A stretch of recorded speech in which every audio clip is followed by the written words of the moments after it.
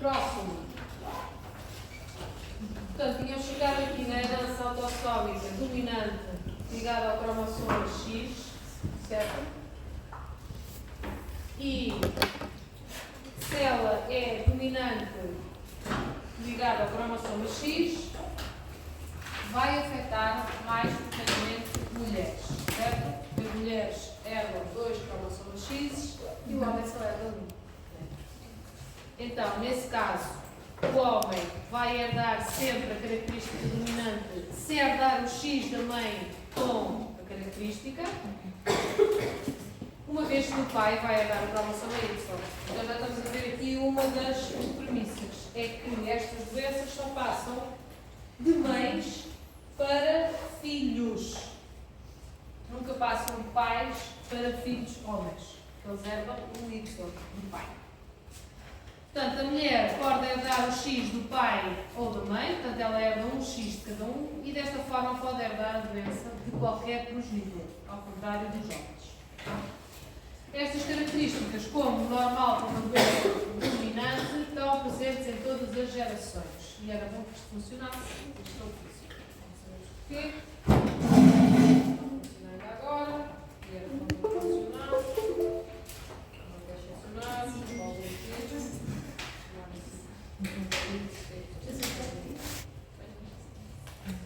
Já sei o que é que funciona.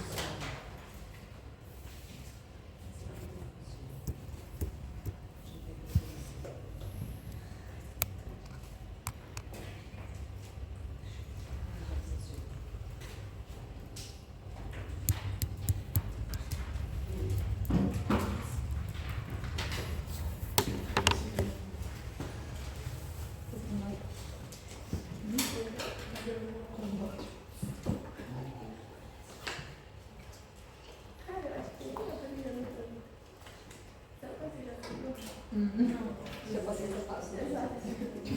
Eu já passei essa fase negação. Então, são características que não saltam gerações, como normalmente para todas as doenças dominantes, certo? Portanto, temos aqui um pedigree muito fácil.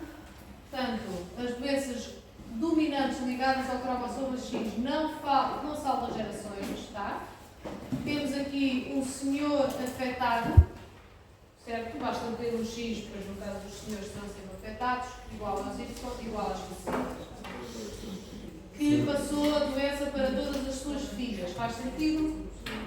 Faz sentido. Todas as filhas têm um X herdado do pai, o X é o X doente, então todas vão ser doentes. Está bem? Desta geração 2, temos 2 casamentos. Um senhor casou com uma senhora normal e este senhor, apesar de ser filho de um pai afetado, herdou o Y, não é evidente, a doença parou, não vai para esta família. Ao contrário desta família, temos uma menina afetada que casou com um senhor normal e teve 1, 2, 3, 4, 5, 6 filhos. Dos 6 filhos, metade são afetados. Tá? Eu fiquei com uma dúvida da última aula, que quando numa autossómica recessiva, por exemplo, supostamente só o homem que manifestava e as mulheres eram portadoras. Sim. Se a mulher herdar só um X, com a doença. Mas se ela herdar 2, já manifesta. Já manifesta. Exatamente. Okay. É mais raro, mas pode acontecer. Está bem? Não é impossível. Obrigado. Nada. Mais alguma dúvida da aula passada? É importante a gente esclarecer as dúvidas das aulas anteriores, porque senão isto depois é sempre a acumular. Tem que saber esta matéria para saber a próxima. Não são independentes. Está bem? As matérias são sempre ligadas. Se vocês não perceberem os modelos de herança, não percebem a seguir os métodos de diagnóstico. Tá? Bom, então, esta é muito fácil. Ligada ao cromossoma X dominante. Tá? Estávamos a ver o pedigree. Temos aqui metade da geração afetada quando temos uma mãe afetada. Esta criança teve azar na vida e herdou o X doente da mãe. Já a número 8 da geração 3 não. Herdou o X bom da mãe. Tá? A número 11 da geração 3 também herdou o X bom aqui desta mãe. Número 5, geração 2. Está bem? Em relação aos meninos, A mesma história, portanto, herdaram estes dois o X mau e este o X bom. Obviamente que esta senhora, ao casar-se com um senhor normal, passou a doença para um filho e uma filha, outra vez metade da progenia afetada. Está bem? Portanto, se as senhoras afetadas são heterozigóticas, portanto, afetadas, passam a característica para metade da sua progenia, sejam eles filhos ou filhas. Está bem? Portanto, cada filho com uma característica dominante ligada ao cromossoma X provém de pelo menos um progenitor afetado, porque é uma doença dominante, basta estar em dose única para ficarem afetados, certo? Um homem afetado passa a característica para todas as suas filhas e para nenhum dos seus filhos. Portanto, se eu tiver um homem com uma doença que só tem filhas, a doença não passa. Logo ali. Uma mulher afetada passa a característica para metade da sua progenia, sejam eles filhos ou filhas. Agora, a doença autossómica ligada ao cromossoma Y não vai nada, é muito fácil de saber, só passa de homens para homens e, seja ela dominante ou recessiva, vão ser sempre afetados. Só um Y. Tá? Fácil. Neste quadro tem um resumo das características da herança autossómica que tivemos a ver. Portanto, está em inglês, mas ajuda muito. Portanto, autossómico recessivo, aparecem os sexos com igual frequência, salta gerações, offspring significa progenia, significa os filhos. Portanto, as gerações afetadas normalmente nascem de pais não afetados.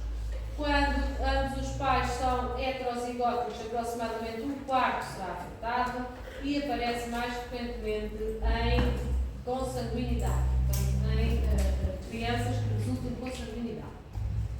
Os dominantes aparecem em ambos os sexos com igual frequência, ambos os sexos transmitem para a geração seguinte, não salta gerações, afeta a geração seguinte, sempre que temos um dos pais afetados.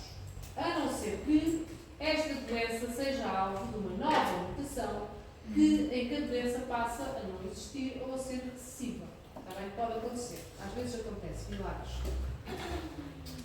Quando um progenitor é afetado, portanto pode ser heterozigótico, e o outro não, aproximadamente metade dos filhos serão afetados.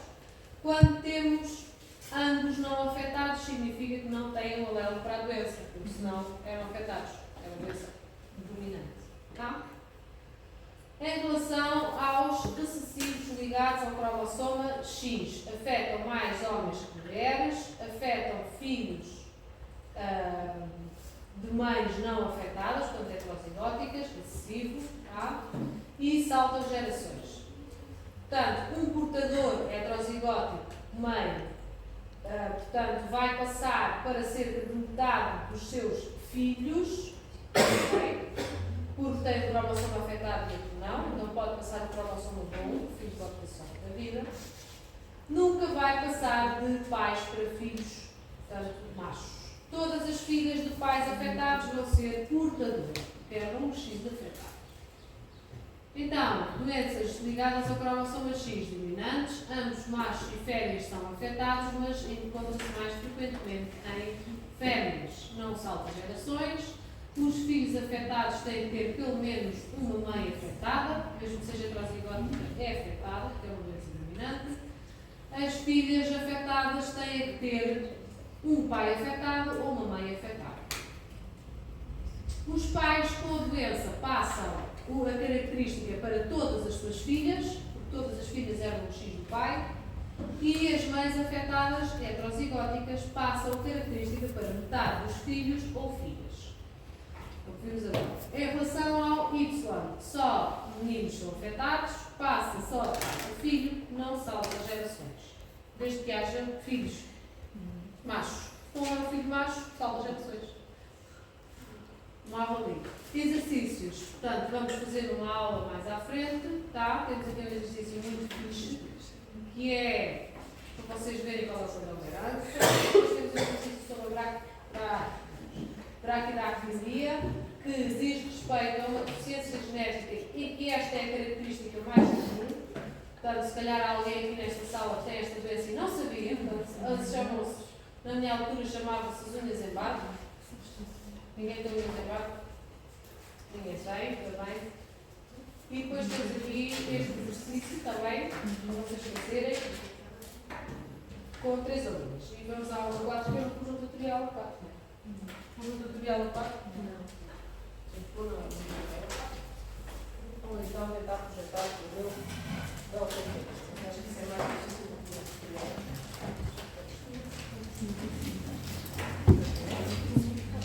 E já tentaram resolver algum exercício? Não? Já?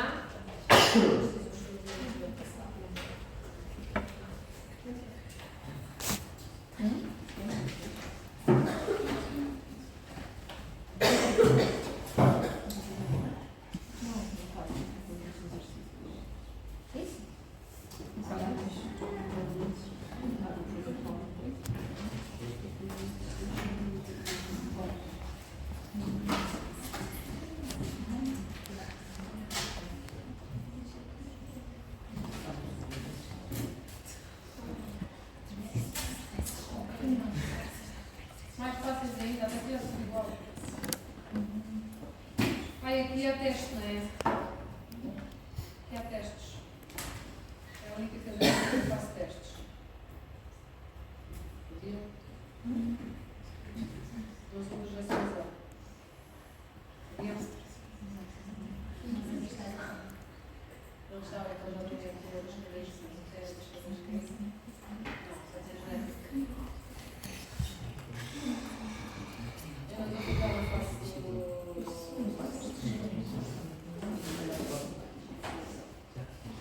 sociologia molecular avançada, já passou a divisão.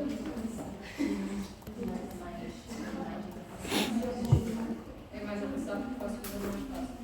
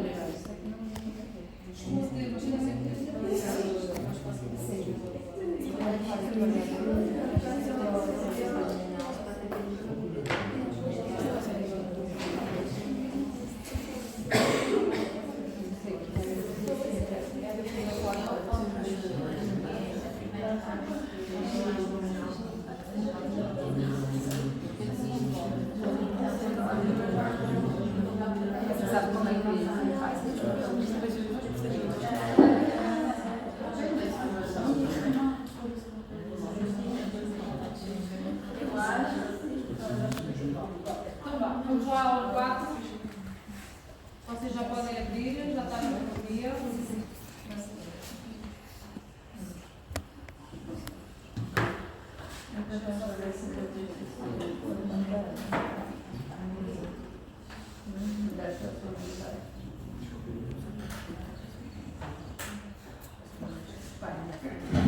Em relação, então, desta aula, nem sei o que é que está aqui para a gente falar. Portanto, vamos falar um bocadinho. Já vimos como é que são os modos de herança normais, certo? Agora vamos falar do que é que acontece para as doenças genéticas mais comuns. Portanto, vamos falar do que será a instabilidade do nosso genoma. O nosso genoma pode ficar instável, pode ser alterado. Essas alterações dão origem a doenças, certo? Essas alterações podem vir de mutações, de anormalidades numéricas, ou seja, quando alteramos o número de cromossomas, ou anormalidades estruturais, quando alteramos a estrutura do cromossoma, ou então outros fenómenos também muito interessantes, que é o mosaicismo e o quimerismo. Vamos começar por mutações. Toda a gente sabe o que é uma mutação. Sabem o que é uma mutação? Mais ou menos. É? Uma mutação é uma mudança que pode ser hereditária ou não, mas aqui o nome hereditário vai adquirir um caráter mais geral. A palavra hereditária vai deixar de, vocês vão evoluir no que se chama hereditário. Pode ser hereditário a nível celular, pode ser hereditário a nível individual, pessoa para pessoa. Está bem? Mas é sempre hereditário. Ok? Então, uma mutação tem que ser uma mudança hereditária na informação genética de um organismo. E como vocês sabem, a informação genética encontra-se na estrutura do ADN em 4 tipos de nucleótidos. Eu pensava que tem uma dúvida. Então, por exemplo, se o nosso teve uma mutação devido aos raios ultravioletas é hereditário, não é mesmo? É, passa de célula para célula. Se não passar de célula para célula, não é uma mutação, porque morre ali. A gente não quer que passe de célula para célula. Não é? Por isso é que quando tu apanhas uma queimadura, as tuas células morrem por necrose, para evitar que aquilo se transforme num cancro. Se elas não morrerem por necrose, se a mutação ficar lá, podes ficar com um carcinoma. Ok? É assim que se chama hereditariedade. Mas já vamos ver ali um boneco que vai esclarecer aqui as vossas dúvidas em relação à palavra hereditariedade. Está bem? Primeiro, explicar-vos que o ADN está organizado numa estrutura tridimensional de nucleólice, ok? E que é constituído por 4 tipos de nucleótidos: a adenina, a timina, a guanina e a citosina. E eles formam, para formar esta nucleólice, ligações entre eles que são pontos de hidrogênio, ok? Portanto, temos aqui entre a guanina e a citosina 3 pontos de hidrogênio, temos aqui entre a adenina e a timina 2 pontos de hidrogênio, ok? Portanto, eles complementam, são complementares. A guanina liga sempre à citosina e a adenina liga sempre à timina. Tá? Sabemos isto? Portanto, representando isto de uma forma mais fácil, temos aqui a dupla hélice, ok? E cada conjunto de 3 letrinhas, cada conjunto de 3 nucleótidos forma o que nós chamamos um codão. E um codão codifica para um determinado aminoácido. Ou seja, os produtos do DNA são as proteínas. E as proteínas são constituídas por aminoácidos. Sabiam disto? Então, temos o DNA. O DNA tem um determinado código. Este código passa a proteína. Tá? Este código é feito por codões que dão origem a aminoácidos. Tá? Os codões são DNA, os aminoácidos são proteínas. Só? Se eu altero o código, altero a proteína. E tenho uma mutação. Então, a mutação consiste em ter uma alteração no DNA que vai dar origem a uma proteína mutada. Tá? Little School of Biochemistry. Portanto, continuando genética. Sempre que eu tenho uma metação, faltou-me dizer que o DNA, traduzindo isto da biologia molecular para a genética, o DNA será genoma e a proteína será fenótipo. Tá? Isto é linguagem molecular, isto é linguagem genética. Certo? Então, na genética é tudo mais simples. Quando a gente tem uma mutação no genoma, alteramos o fenótipo. Easy. Mas, no fundo, é uma mutação no codão do DNA que altera o aminoácido, que altera a proteína, que é mutada e dá origem ao fenótipo. Está bem? Saber o que está por trás para o próximo semestre, estamos aqui. Agora estamos aqui, que é fácil. Depois vamos para aqui. Está bem? Então, por agora, temos que saber que quando temos uma mutação no DNA, alteramos então o fenótipo, ou seja, alteramos uma determinada característica na pessoa.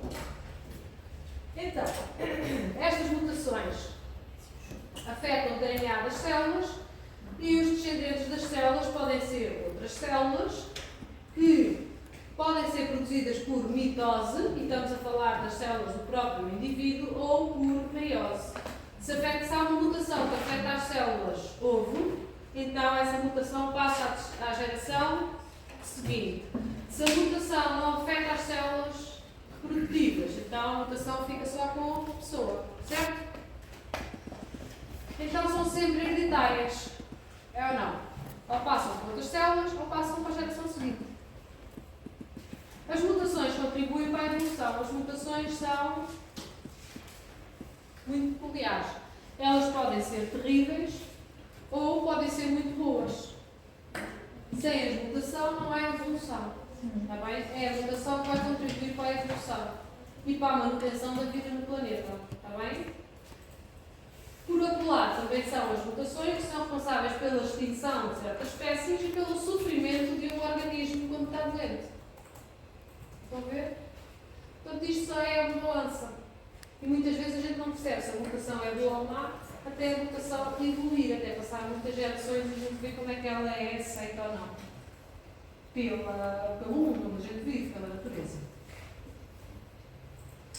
Portanto, as mutações podem ocorrer, como eu disse ainda há bocado, em células somáticas ou em células germinais. Tá? Aqui temos um exemplo. Temos aqui um bicho que tem tecido somático azul e tecido reprodutivo amarelo. Tá? Portanto, aqui terá células que fazem meiose e o resto do seu organismo são células que fazem mitose. Tá? Então, vamos ver, acontece uma mutação. Se a mutação for somática, são células que fazem mitose, portanto não reprodutivas. Cá está, vamos seguir a primeira seta. Está aqui. Aqui está a célula mutante. Okay? Esta célula não morre. É mutante, mas passa a sua mutação às células filhas por mitose. E o que é que vai acontecer? Vai haver neste organismo uma população de células mutantes. Okay? Portanto, através da mitose, criamos clones das células mutadas e todos os clones destas células têm a mutação. Portanto, o DNA é replicado na fase S, como nós sabemos, antes da mitose, ocorre a mitose e todas estas células filhas são geneticamente idênticas à célula que lhes deu origem. Então, todas elas têm a mutação. E isto é o que estávamos a falar, por exemplo, no campo de pele. Tá? Quando os raios ultravioleta incidem sobre o nosso DNA, alteram esta ligação da guanina com a citosina e ligam timinas adjacentes. Portanto, se aqui tiver outra timina, esta timina aqui, em vez de se ligar à adenina, vai se ligar à timina de cima. Causa um erro, ok? Quando a vossa célula vai reparar, elimina esta parte que está errada, em vez da ligação ser a transversal, passa a ser a vertical. E a célula fica com o erro. Se este erro não for detectado como erro, passa à geração seguinte das células. Se o vosso corpo conseguir detectar como erro, leva a célula à apoptose. Se o escaldão for tão mau que queima, essa célula morre. Mas as células vizinhas podem não morrer e passam à geração seguinte. Essa mutação. E passar 10, 20 anos ou 6 meses, parece o cancro. Isso coisas para a gente aprender é uma biologia. Desculpa. Eu tenho uma dúvida. Como eu estava dizendo que as mutações são boas, podem ser boas, exato. A maioria delas são boas, não dá a buscar. Então significa que, por exemplo, nas pessoas com cancro, por exemplo, a medicina impede a seleção natural, porque o gênio não. A medicina não impede a seleção natural nenhuma. A medicina tem um cuidado preventivo. Como? A medicina vai tratar uma doença que já existe. Ela não impede que a doença aconteça. E, por exemplo, as pessoas... Quem impede que a doença aconteça é o teu comportamento. Okay. Se for de risco, favorece o aparecimento da doença. Se não for de risco, impedes que ela aconteça. Mas, por exemplo, se eu tiver cancro, os meus filhos têm essa probabilidade de ter. Não, depende do cancro. Há cancros hereditários, há cancros não hereditários. E nos hereditários, quando são tratados e tiver filhos, sim, o tratamento não tem nada a ver com não prevalece a O tratamento não tem nada a ver com a hereditariedade. A gente trata o indivíduo com uma doença que já apareceu. A gente não trata uma doença que ainda não apareceu. Sim. Percebes? Sim. É por aí. Quem trata as doenças que ainda não apareceram é as medicinas alternativas. Fazem com que a pessoa tenha um alinhamento, ou seja, agora não estou a ligar, claro, é normal. Estamos a ser educados desde os anos 20 para o descrédito na medicina alternativa e na medicina tradicional. Mas, no fundo, é essa que funciona na prevenção e não a medicina como a gente conhece hoje em dia. Portanto, o facto de a gente cultivar a nossa sanidade mental, alinhar os chakras, fazer meditação, praticar yoga, isso previne muito mais doenças do que aquilo que as pessoas consomem hoje em dia, que é o que e venenoso. O que eu queria fazer sobre isso? Se eu considerar que uma aula disto, não posso, porque isso aqui tem que dar medicina normal. Mas é bom a gente perceber todo o outro lado da medicina que existe. Bom, vamos continuar as mutações. Se a mutação for nos células reprodutoras, portanto, também se chamar tecido germinativo, germline tissue, temos então uma mutação apenas em células que fazem meiose, certo? Então, estas mutações ocorrem nas células que dão origem aos gametas por meiose, certo? Então, neste caso, eu vou ter um indivíduo não é afetado. Quem é afetado são as suas células gametas, ou seja, que por reprodução sexuada, eu tenho as minhas células que derivaram da meiose com mutação e elas vão passar esta mutação a pelo menos metade dos membros da próxima geração. Sempre que a mutação for dominante, certo? Portanto, neste caso, eu vou ter indivíduos na próxima geração completamente mutados, em que todas as células têm a mutação, e indivíduos que não têm a mutação.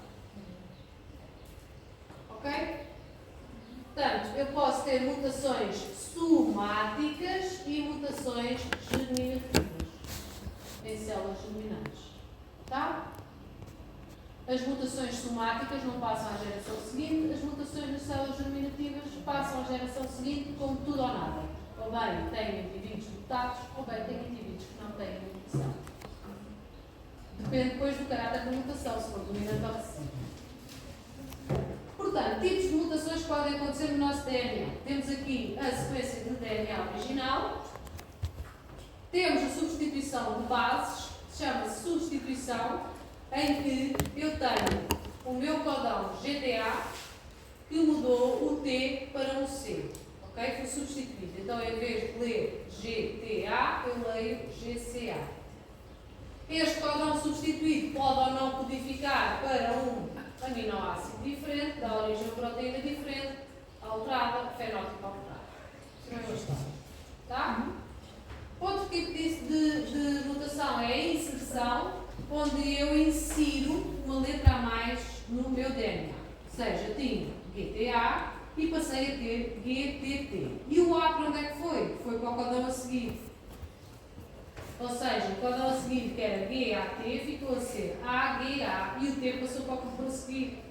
Estão a ver? O problema grave destas mutações é que a partir deste sítio que foi inserido o novo nucleótido, todos os codões do código foram alterados. Tá?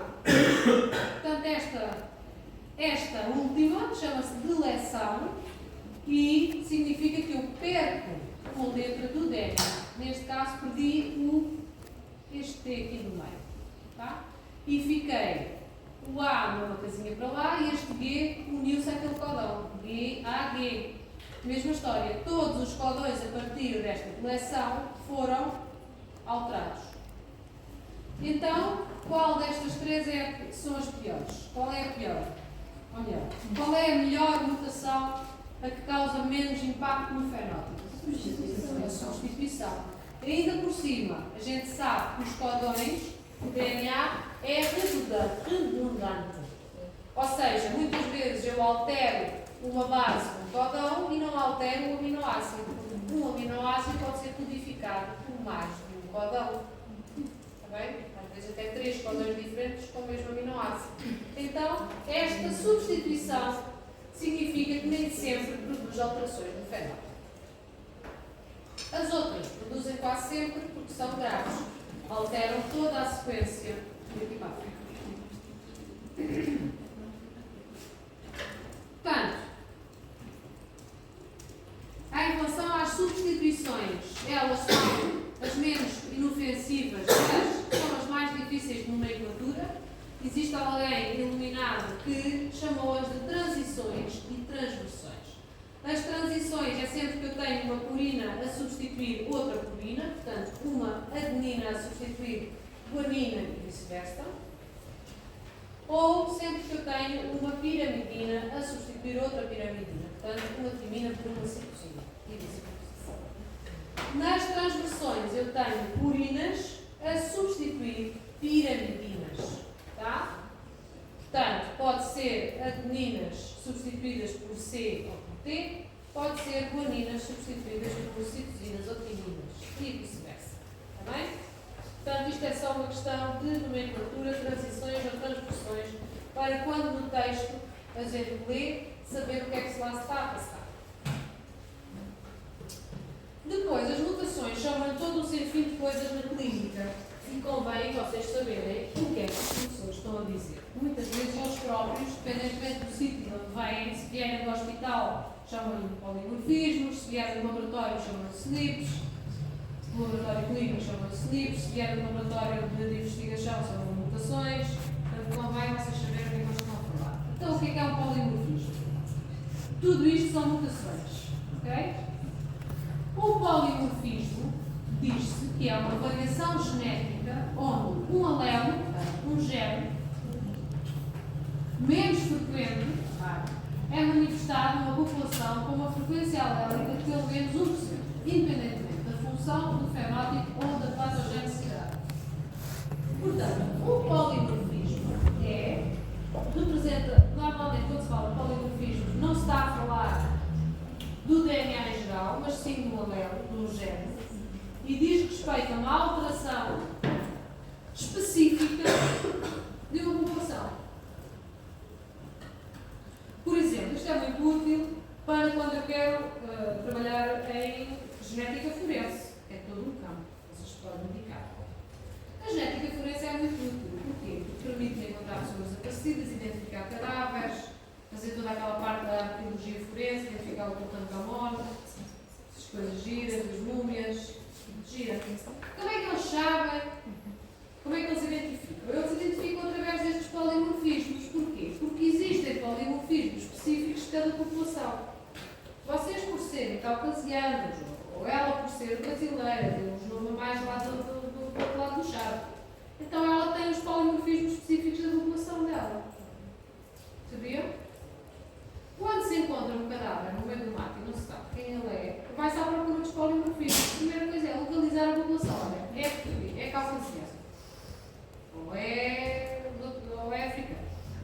Através dos polimorfismos conhecidos, que têm pelo menos 1% de frequência, então consegue-se identificar muito mais fácil. Um polimorfismo significa que há doença? Não. Os polimorfismos não identificam a doença. Podem, eventualmente, ser característicos de uma doença, ou não. Por exemplo, o polimorfismo das populações asiáticas que são intolerantes à lactose existe, mas a intolerância à lactose nas pessoas asiáticas, na maior parte delas, não é uma doença, é algo característico da população deles, é algo característico da cultura. Eles não bebem leite há muitos milhares de anos, não são como nós. Então, esse é um polimorfismo daquela população.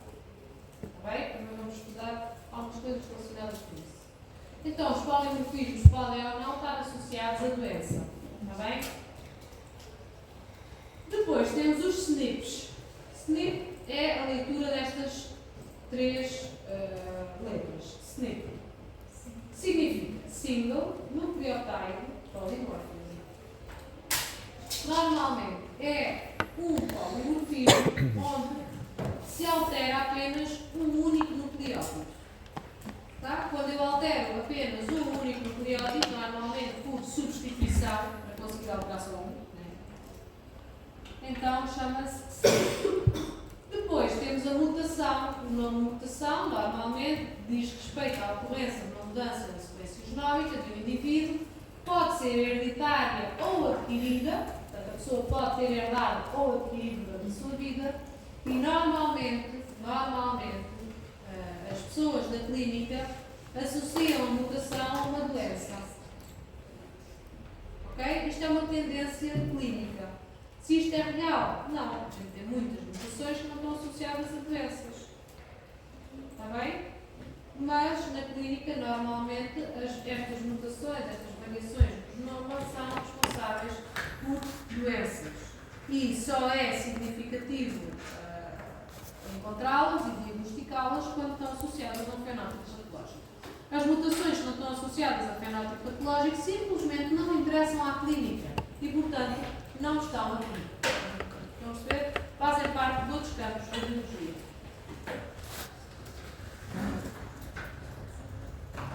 Existe outro tipo de mutações para além daqueles três. Portanto, temos 4 tipos de mutações estudadas nesta aula. Este é um outro tipo de mutações e é muito importante. E por isso é que tem um slide só para ele. Chama-se expansão de repetições de 3 nucleótidos. E o nome diz tudo. Tal como as outras também o nome diz tudo. Só que isto é um bocadinho mais complicado. Então, esta mutação consiste em regiões do DNA que são regiões de DNA repetitivo. E vamos falar mais destas mutações, vamos ter uma aula dedicada quase só a este tipo de mutações. O DNA repetitivo abunda nas nossas células, como vocês se lembram na primeira aula, que a gente viu aqueles gráficos e vamos ver mais uns quantos assim. Vamos lá. E o que é que acontece? São zonas do DNA muito instáveis e que podem fazer mais repetições, expandir-se ou quebrar-se, encolher-se. Vão ver? Portanto, estas regiões podem expandir, copiar mais vezes que o normal de mitose para mitose e levam a alterações no fenótipo. E existem muitas doenças genéticas, principalmente neurodegenerativas, que estão relacionadas com este tipo de mutação. À medida que nós vamos envelhecendo, as nossas mitoses vão sendo cada vez menos eficientes, vai haver mais acumular de erros nas nossas células e um dos erros que pode acontecer é este, é expandir regiões instáveis. As regiões instáveis normalmente são regiões de DNA repetitivo com 3 nucleótidos sempre repetidos. BTA, mesmo nucleótidos. Ok? Doenças relacionadas com a repetição de 3 nucleótidos. Temos várias e muitas delas são super comuns. Como, por exemplo, as atrofias musculares, quase todas as neurodegenerativas são provocadas em sítios de DNA repetitivo. Em que a sequência repetitiva, temos aqui a primeira, que é a atrofia muscular espinhal, que é a sequência repetitiva CAC. Numa pessoa normal, esta sequência encontra-se repetida de 11 a 33 vezes. Numa pessoa doente, ela já se encontra repetida de 40 a 62 vezes. E pergunto a vocês, então a pessoa que tem 36 repetições, o que é que acontece? Está doente ou não? Não espera. Ou é portador? Não. Diz-se que tem uma probabilidade de vir a desenvolver a doença. Ok? A pessoa pode vir a desenvolver a doença, mas naquele momento a pessoa não é doente. Mas tem uma probabilidade muito mais elevada de vir a desenvolver a doença. Tá? Portanto, isto evolui ao longo da nossa vida. O síndrome de X frágil, mesma história. Temos uma repetição CGG. Se a pessoa tiver entre 6 a 54 repetições, é normal. Se tiver de 50 a 1500, é doente. Estão a ver? Range significa intervalo. Estão a ver a dimensão da variabilidade dos intervalos? Por exemplo, nesta aqui, mais uma distrofia miotónica muscular. Estão a ver que a pessoa pode ir de 44 a 3000 repetições. E daí todas estas doenças, que são a maior parte delas neurodegenerativas, têm fenótipos tão diferentes. Temos casos de pessoas com aquela doença do senhor que morreu agora há pouco tempo, aquele físico. Como é que se chamava? Steven. Não sabem o que é que eu estou a falar.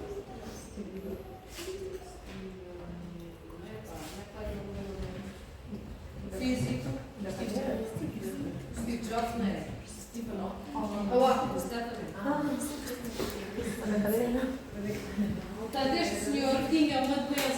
degenerativa caracterizada por repetições de 3 nucleótidos. Não sei se era taxa de Frege, não sei muito bem qual era a doença que ele tinha, mas era uma delas. Eles querem esclerose lateral. Exatamente. Era parecido com esta. Era uma distrofia, uma ataxia, normalmente são só no cérebro, mas fazem com que não haja comunicação do cérebro com os músculos. E, independentemente da maneira, do comportamento da pessoa, ó minha querida, está a procurar sua doença? Não. E a querida do lado também? Sim. Só de caneta e device na mão pode ficar. Só de telemóvel não. Portanto, estávamos a dizer que, independentemente do comportamento das pessoas com este tipo de doença, vai ser a influência da doença na pessoa. O fenótipo é muito diferente. Okay? E os intervalos também são enormes. Portanto, vejam aqui na ataxia de Frege, por exemplo, de 6 a 29 será o normal, mas depois temos um fosso enorme de predisposição genética para a doença. Que é o que eu queria dizer há bocado àquele rapaz, predisposição genética. Portanto, imaginem, de 30 repetições a 200, ainda é um quadro, há uma predisposição. Não podemos dizer à pessoa, confirmar se vai ter a doença ou não, está bem?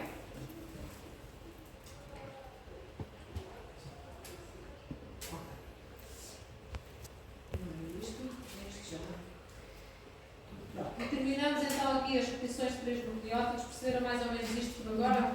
Vamos voltar a esta matéria.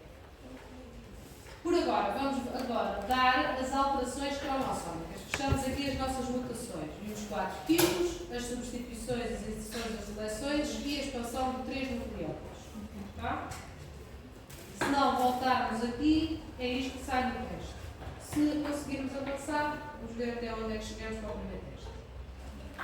Agora vamos entrar num campo duro, que são as alterações dos cromossomas. Portanto, as alterações dos cromossomas normalmente formam síndromes e não doenças, são chamadas de síndromes, porque são as tais doenças com as quais não há nada a fazer. A pessoa nasce e morre com aquele síndrome, não há nada a fazer. As síndromes podem ser classificadas em alterações numéricas, número de cromossomas ou estrutura de cromossomas. Em relação às alterações numéricas, temos as euploidias, em que eu tenho alteração de todos os números de todos os cromossomas, portanto, todos os números de cromossomas estão alterados. E dentro das euploidias, e são casos super extremos, tenho as haploidias, em que as pessoas, em vez de serem N, é 2N, são N. E temos as poliploidias, em que não existem pessoas vivas com poliploidia. Depois temos, dentro das alterações numéricas, as aneuploidias. As aneuploidias diz respeito à alteração no número de apenas um par de cromossomas. Portanto, todos vocês conhecem uma aneuploidia, que é a mais badalada. Será a trissomia 21, em que temos 3 vezes o cromossoma 21. Ou seja, temos uma alteração numérica num par de cromossomas. Tá? E esta aneuploidia, a trissomia 21, qual é que acham que é destes 3? A monossomia, nucleossomia ou polissomia? Polissomia, onde eu tenho um aumento do número de cromossomas num par. É mais um cromossomo. É um cromossoma mais um par. Portanto, já conseguimos identificar aqui uma polissomia, que é uma aneuploidia de uma alteração numérica. Estão a ver que fácil que isto é? Nas síndromes estruturais temos as deficiências ou deleções, as duplicações, as inversões e as translocações, que todos vocês provavelmente já ouviram falar. Certo? Então vamos começar devagarinho pelas euploidias. Tem aqui mais um resumo. Portanto, este resumo tem bonecos e é muito fácil da gente ver já o que é que se vai passar aqui nas próximas aulas. Portanto, nas numéricas, começa aqui, e estão estruturais, numéricas, poliploides, triploides. O tal. Okay? Aneuploidias. Tenho trissomia de cromossoma 21, estão a ver? Down síndrome, cá está. Monossomia de cromossoma X, só tenho um cromossoma X, síndrome de Turner, exemplo. Ou então, A trissomia de cromossomas sexuais X, X, Y, decidem tudo entre elas. Estão a ver? Fácil. Já demos as aneuploidias e as poliploidias. Estruturais, temos as deleções, onde temos sempre deleções nos braços do cromossoma, podem ser terminais, podem ser no meio do cromossoma. Tem as inversões, em que o cromossoma inverte qualquer parte do cromossoma, troca um bocadinho por outro bocadinho. Tem as duplicações, em que o cromossoma é duplicado e passa a ter dois braços iguais, depois devagarinho. Tem os cromossomas em anel, onde os cromossomas, em vez de serem lineares, passam a ser circulares. Tenho sítios frágeis, como por exemplo os sítios onde existem DNA repetitivo. Tá? Aqui temos mais um exemplo de uma doença provocada por repetição de nucleótidos, que é o cromosoma X frágil. Nesta zona ele é carregado de DNA repetitivo. E temos as translocações, onde os cromossomas trocam bocadinhos quando não deviam trocar, ou então trocam braços curtos com braços pequenos. Tá? Agora vamos começar outra vez do início, pela poliploidia. Pela haploidia, neste caso. Ora bem, nas alterações numéricas, euploidias são sempre alterações que envolvem todo o genoma e não um único par. Ok? Portanto, alterações que envolvem todos os pares de cromossomas. A haploidia significa que existem indivíduos N, ou seja, que perderam um par de cromossoma. Tem só um cromossoma cada tipo. Então, são indivíduos que têm o mesmo número de cromossomas nas células somáticas que seria de esperar nas células gametas. São indivíduos estéreis, obviamente, que não conseguem produzir gametas viáveis, nem conseguem levar uma gestação até ao fim. E são indivíduos baixinhos, mas existem indivíduos M. Incrível. A natureza às vezes é boa. Portanto, são indivíduos em que o cariótipo não será 2N. Conseguem perceber isto? Cada abstrato. É só N. A poliploidia também é uma alteração que envolve todo o genoma, ou seja, eu vou duplicar o número de cromossomas nas células em 3 vezes ou 4 vezes. 2 vezes é o normal, certo? Então, 3 vezes já não é normal. Estes indivíduos não sobrevivem, normalmente são abortos espontâneos, não duram mais de 12 semanas. Os cariótipos são representados por 3 ou 4 genomas, ocorrem devido a erros na divisão celular, da espermatogênese ou da ovogênese, e vão resultar em gametas diploides. Portanto, isto é quando há a união de um gameta diploide com um gameta haploide, tem um 3N. Certo? Quando eu tenho a união de um gameta triploide, imaginem que vou fazer um prolongamento, com um gameta diploide, tenho 4N. 5N neste caso. Estão a ver? Portanto, isto não acontece, estes seres vivos não nascem e, no entanto, estas células poliploides são encontradas no cancro. Portanto, existem também na nossa medula óssea. Okay? São células, normalmente são células terminais, totipotentes, que podem ir até 16N. Os tumores e as leucemias, são outro tipo de cancro sanguíneo, sem tumor, são também, são caracterizados também pela presença destas células 3N, 4N e por aí fora.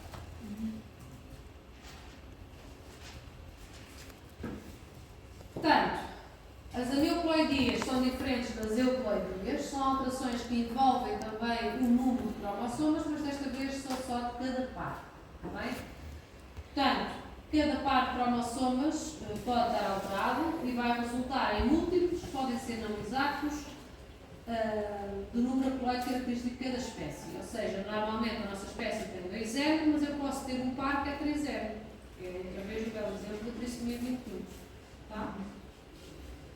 Ocorre devido a falhas na anafase, 1 ou 2 na meiose, quando estamos a formar os gametas, ou então na anafase das primeiras divisões celulares do embrião. Ou seja, que a trissomia 21, por exemplo, pode ser hereditário ou não. Estão a perceber?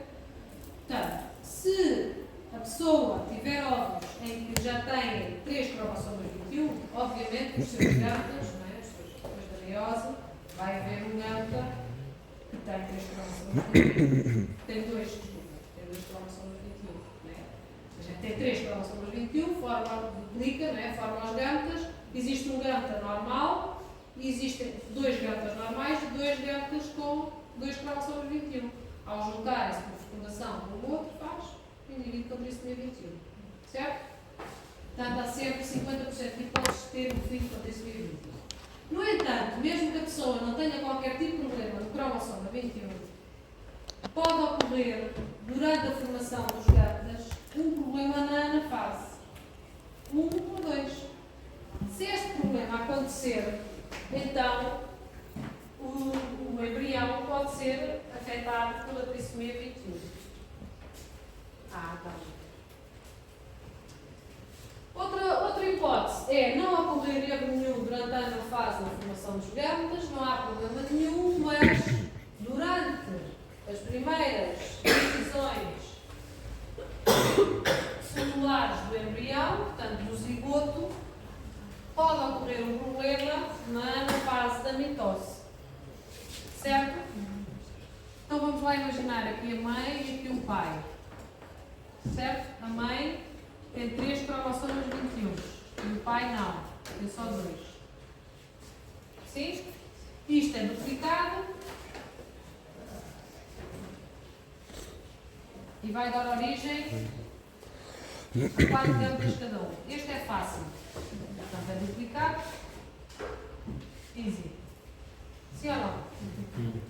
Esta também vai ser duplicada. Ok, então o que é que acontece aqui? 50% de hipóteses, né? Temos 6, 2, 4, 5, 6. 6, 4, 4.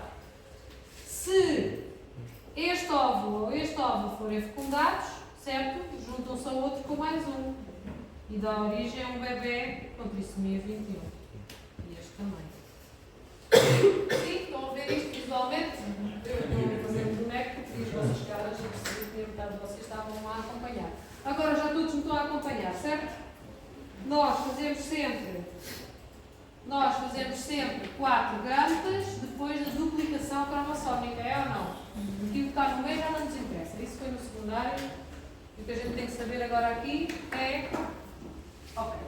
Este cenário. E agora, se eu tiver uma pessoa normal com 2 cromossomas 21 que duplica os seus cromossomas 21. Mas como é que ela vai fazer? Portanto, aqui eu vou ter um cromossoma 21. Agora, imaginem a anafase, em que os meus cromossomas 21 vão estar aqui.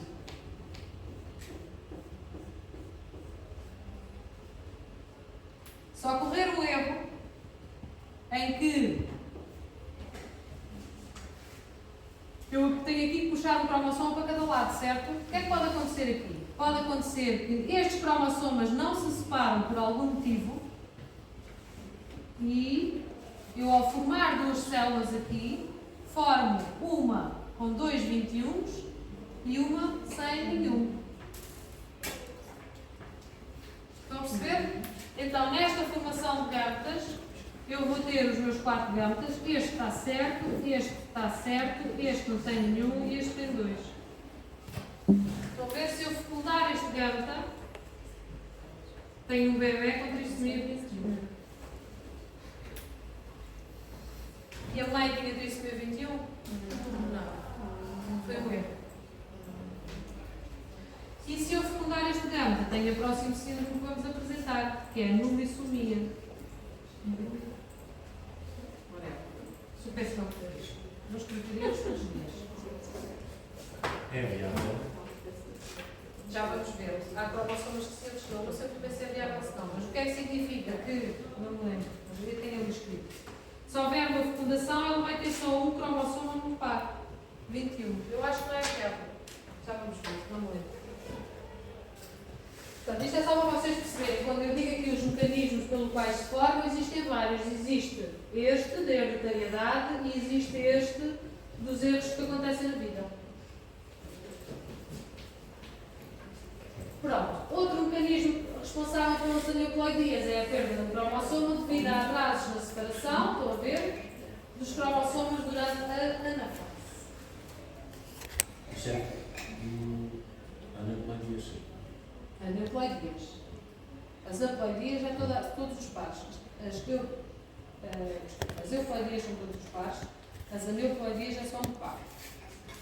Então, neste caso, podemos ter a monossomia, desculpa, este aqui chama-se monossomia, quando há perda de um dos cromossomas do par, normalmente letal. Esta é a resposta à tua pergunta, é letal. Eu tenho que ter sempre 2N em cada par, não posso ter 2N menos 1, que é esta situação aqui. Portanto, este aqui será letal. Morre à nascença. Nem nasce sequer. Depois temos a nulissomia, que é quando há perda de um par completo de cromossomas. Também pode acontecer por erro. Imaginem que eu iria ter gametas aqui duplicados e triplicados e tinha gametas sem nada. Depois, a polissomia, quando há ganho dos cromossomas no par, portanto, vários síndromes genéticos associados. Este aqui nem sempre é letal. É o que eu te disse, depende muito do par de cromossomas, que tem só um cromossoma. Acho que há pares de cromossomas que é pior. Sim. A trissomia 20 Não, por exemplo, para existir a trissomia 21, né, neste caso, tinha que existir um que era monossómico, certo? Só levava para o cromossoma do pai, com este aqui embaixo. Mas, independentemente do par de cromossoma, pode ser letal ou não. Eu acho que existem casos em que o bebê nasce e vive um par de meses ou anos e só depois é que morre. Isso não é considerado sem letal. Este sim é o par. Nulissomia, quando não tens nenhum cromossoma daquele par, não é viável. A polissomia é aquilo que a gente está habituado, é o que existe mais, portanto, é quando temos pares triplicados ou quadriplicados. Então vamos ver o primeiro exemplo de polissomia, que é o síndrome de Klinefelter. A eucariótica é XXY. Os cromossomas sexuais estão triplicados. Ok? Então, qual é o fenótipo? Isto não interessa muito, eu não vou perguntar fenótipos no teste, isto é só para vocês aumentarem a vossa cultura geral e clínica, né? Vocês têm que saber mais ou menos o que é que o cheiro, né? O que é que está associado a cada vez. Portanto, este senhor é o senhor porque tem X, nunca vai ser calvo, está bem? Embora possa ter, hereditariamente iria ser calvo, mas como tem 2 cromossomas X, a calvície é uma doença que está ligada ao sexo. Ou seja, ela só se manifesta, é dominante, mas só se manifesta se houver produção correta de hormonas masculinas. Por isso é que só se manifesta a partir do momento que os meninos são homens, ou mais tarde, na velhice. Tem a ver com a produção de hormonas masculinas nos testículos. Se não houver produção de hormonas masculinas, na íntegra, a calvície não se manifesta. Se as meninas tiverem herdado o gene da calvície e por algum motivo tomarem hormonas masculinas, podem ficar carecas. O que tem a ver com as hormonas e não tanto com a genética. Tem a ver com a genética, mas é uma mistura da genética com a bioquímica. Então, estes indivíduos não têm calvície. A cara é mais arredondada, mais característica de menina e normalmente não tem a barba, tem que tomar hormonas para ter barba. Os ombros são estreitos, característica de feminina, têm osteoporose, têm o desenvolvimento de seios, naturalmente, portanto são homens, mas têm o desenvolvimento de mamas, naturalmente, e têm a zona púbica semelhante a uma senhora, com a anca larga e a zona pública semelhante a uma senhora, no entanto têm pênis. Têm testículos, existem, mas são pequenos e atrofiados. As pernas e os braços são mais altos, portanto são mais largos do que o normal. Largos significa comprido. Está bem? São mais compridas do que o normal. Portanto, isto é o fenótipo do síndrome de Klinefelter. E Qual é o cariótipo? O cariótipo é XXY, como é que se forma? Pode ser por uma não disjunção feminina, em que eu tenho um óvulo XX que é fecundado por um espermatozoide Y, portanto estamos a falar exatamente da mesma situação, mas agora com os cromossomas sexuais. Conseguem perceber ou querem que eu faça o boneco? É fácil de perceber. Portanto, existe, imaginem que isto é X, tá? Existe um óvulo que é XX, tem que existir um que não tem X nenhum, e outros dois normais. Certo? E estamos nesta situação, em que o óvulo XX é fecundado por um espermatozoide Y. A outra hipótese de ocorrer o síndrome de Klinefelter é por não disjunção masculina, onde eu tenho um óvulo normal de vida X, que é fecundado por um espermatozoide XY. Mesma história. XXYY, passou um XY para aqui e não está nada, então X e então Y. Tá? E é o síndrome de Klinefelter, um dos síndromes mais comuns que existem dentro da polissomia. Para existir, portanto, em relação também aos cromossomas sexuais, também temos a monossomia e o exemplo de monossomia é o síndrome de Turner. Portanto, estas senhoras são X, nada, só têm um X. Tá? Para terem só um X, então, voltamos outra vez aqui. Na não disjunção feminina, imagina que isto é 4x, um óvulo ficou com 2 e um ficou com 0. Quando ele é fecundado por um espermatozoide que leva um X, então forma este cariótipo X0. Fácil? As senhoras com síndrome de Turner são muito baixinhas, têm a máximo 1,5 m. Têm os óvulos internos, os ovários internos subdesenvolvidos, portanto não têm menstruação e são estéreis. Normalmente é uma doença que só é diagnosticada a sério na adolescência, quando as meninas não têm o período, que são estéreis. E só aí é que se fazem exames e percebe-se que há um problema genético, porque até então não se nota. Porque são pessoas que o único aspecto físico que se pode notar é aqui na zona do pescoço. Digo já que nota-se muito pouco. Nós hoje em dia, com os computadores, somos muito acomodados já com esta idade. E então não se nota. Eu tive já várias alunas com síndrome de Turner. E não topava para elas tinham, só elas não tivessem tido, não sabia. Não se nota.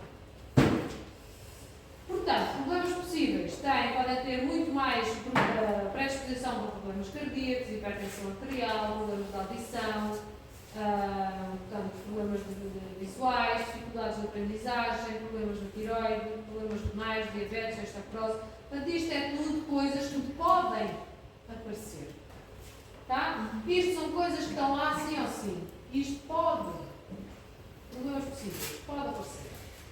Mas é como eu vos digo, a única coisa que se nota é, provavelmente, mas isto existe muito em termos de fenótipo, e estas aulas de genética vão mudar a vossa visão das pessoas. Eu, quando comecei a estudar genética mais a fundo, não podia ir a sítios com muitas pessoas que eu começava a analisar. Ei, olha, aquele deve ter um problema. Ei, olha, não sei o que, o meu marido deve está calado. Se uma pessoa normal, mas depois é complicado, porque a gente começa a perceber, pronto, se levarem isto a sério, se aprenderem para a vida e não só para a frequência, depois vocês começam a perceber diferentes conjuntos, né, de fenótipos que existem no mundo.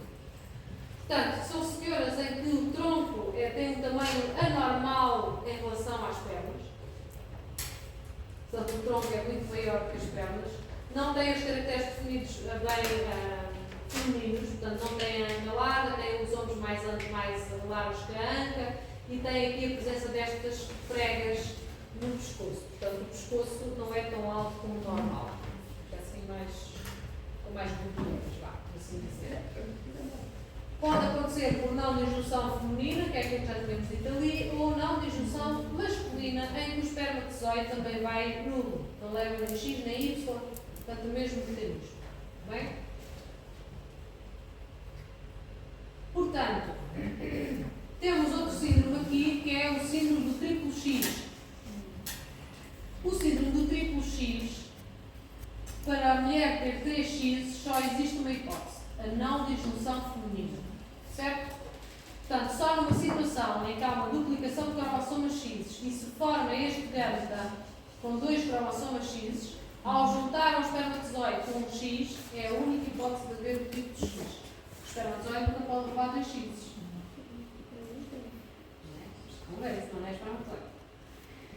Ora, também pode haver um erro total em que eu tenho 2 óvulos sem X nenhum e este tem 3 X. Estão a ver? Ou mesmo 4 X, quando não há qualquer tipo de separação dos cromossomas X. E pode haver então uma fecundação de 4x ou 5x. 4x quando eu tenho 3x no óvulo e 1 no espermatozoide, ou 4x no óvulo e 1 no espermatozoide. Existe.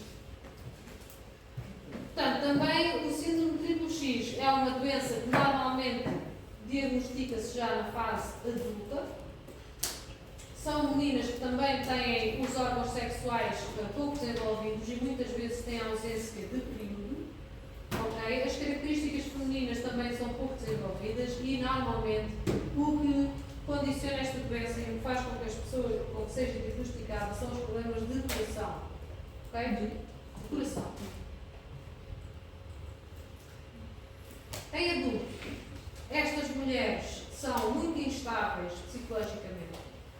Acabam por ter uma aniquilação das hormonas femininas e acabam por desenvolver caracteres masculinos, como o cabelo nascer muito mais atrás do que normal, portanto ter a testa muito mais proeminente, tem uma testa enorme, e tem muitos pelos faciais. Não é barba, são pelos faciais devido ao acúmulo de tantas hormonas femininas ao mesmo tempo.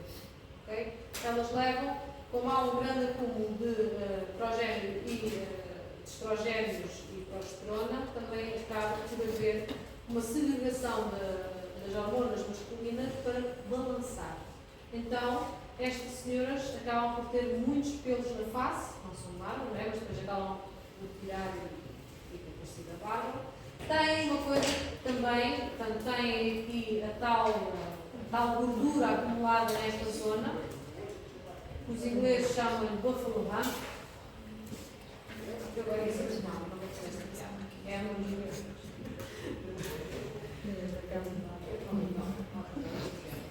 Pois pronto, tem este buffalo hump, também sofrem de osteoporose, tem atrofia cardíaca, muitas estrias, portanto tem a qualidade da pele muito diminuída e pronto, também tem problemas musculares, em termos de os músculos também se encontram subdesenvolvidos, têm muito mais facilidade em desenvolver, portanto, células adiposas. No entanto, estas pessoas têm são pessoas que têm a sua doença e têm muitas vezes estas doenças dão mais tempo de vida. Como é que se chama? Lifespan em português. Longevidade. Sim. Tirando os problemas de coração. E vamos ao último.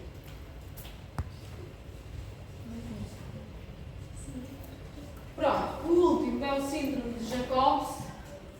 Este é dos meninos e diz respeito aqui ao cariótipo XYY. Também pode ser chamado duplo Y. Estes senhores com este tipo de cariótipo é uma doença mais rara. Pode acontecer, obviamente, devido a não disjunção masculina. Nunca que uma senhora pode dar 2 Ys, não é? Isto também é óbvio. O síndrome de Jacobs são homens que são homens muito altos, têm uma estrutura muito alta, têm muitos problemas psicológicos. Durante muito tempo nos Estados Unidos este síndrome foi chamado de síndrome dos assassinos em série, porque eles têm mesmo muitos problemas psicológicos e foram encontrados este tipo de síndrome, foi descoberto mesmo em pessoas que tinham sido assassinos. Eles chamavam de muito tempo de síndrome do assassino. Hoje é síndrome de Jacobs. Portanto, são pessoas que são extremamente fáceis de irritar, okay? Porque têm o dobro das hormonas masculinas e também têm muita força, portanto, têm... E depois têm o seu psicológico que está completamente afetado, à semelhança do tipo X, como eles têm muitas hormonas masculinas, há sempre também uma produção aumentada das hormonas femininas, devido a este X aqui. Porquê? Para equilibrar, portanto, o corpo tenta equilibrar. Então isto faz com que estes homens tenham desenvolvimento de mamas, tenham também eles osteoporose, porque sabem que as hormonas femininas em excesso, normalmente, ou em excesso ou em falta, causam osteoporose. Têm uma atrofia testicular, têm a zona púbica em forma feminina, embora tenham pênis, e têm também pouca barba. Está bem? Têm a testa muito curta, ao contrário da senhora. Têm o cabelo logo a nascer a seguir aos sobacos. E pronto, é o síndrome de Jacobs. Pronto, muito fácil, o síndrome de Jacobs só pode derivar do pai, ok?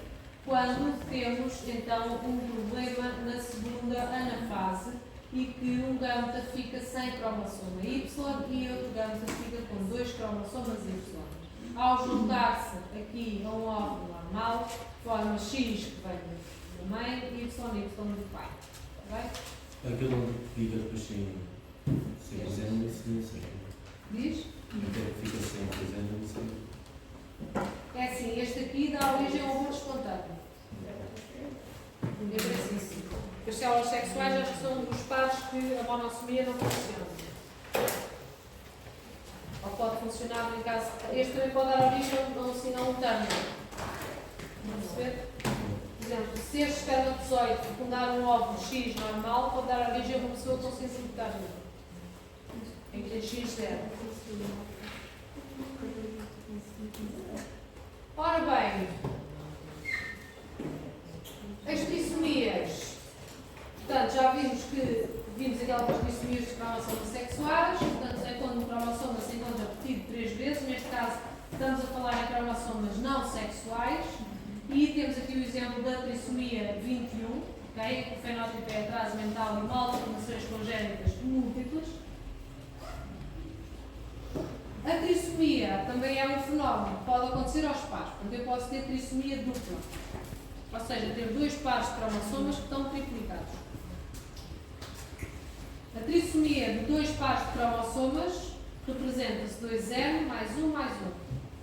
Como, por exemplo, existe muito as pessoas que têm trissomia de cromossoma 21 e trissomia dos cromossomas sexuais ao mesmo tempo.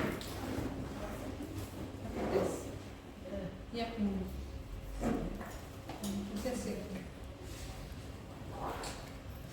Portanto, como eu vos tinha dito, as mais comuns nos humanos, okay, são as, portanto, esta é normal, XXY, Klinefelter e o triplo X. Okay? Temos também aqui a trissomia 21 e temos também a trissomia de uma porção de cromossoma 12. Também é um cromossomo bastante instável. Depois, aqui, estas são mais para o mosaicismo, que vocês ainda não aprenderam. O mosaicismo significa que existe, a pessoa tem 2 cariótipos, okay? A pessoa tem no seu corpo células normais e X, mas a outra parte de células pode ter um cromossoma 21 mais. Portanto, diz-se que são com trissomia 21 e mosaico. Isto era registro, a gente continuasse a aula, mas vamos continuar depois, para a semana. Quinta-feira não há aula, vamos aqui ao mosaicismo. Okay? Temos também o síndrome de Turner e o triplo X em mosaico. E depois temos, isto são os mais comuns, por isso é que estou aqui. E depois temos também os arranjos estruturais, okay? Em que os braços curtos e longos dos cromossomas estão com anormalidades, como por exemplo, flexões do braço curto do cromossoma 13, do cromossoma 11, e do 13. Esta é mais complicada, uma translocação onde há troca de pulsões do cromossoma X com o cromossoma 7, okay? E do cromossoma 21 com o 22. Depois vamos ver como é que isto funciona. Está bem? Numa aula mais rápida. Que horas são? Isto acaba a meio-dia e meia? Ah,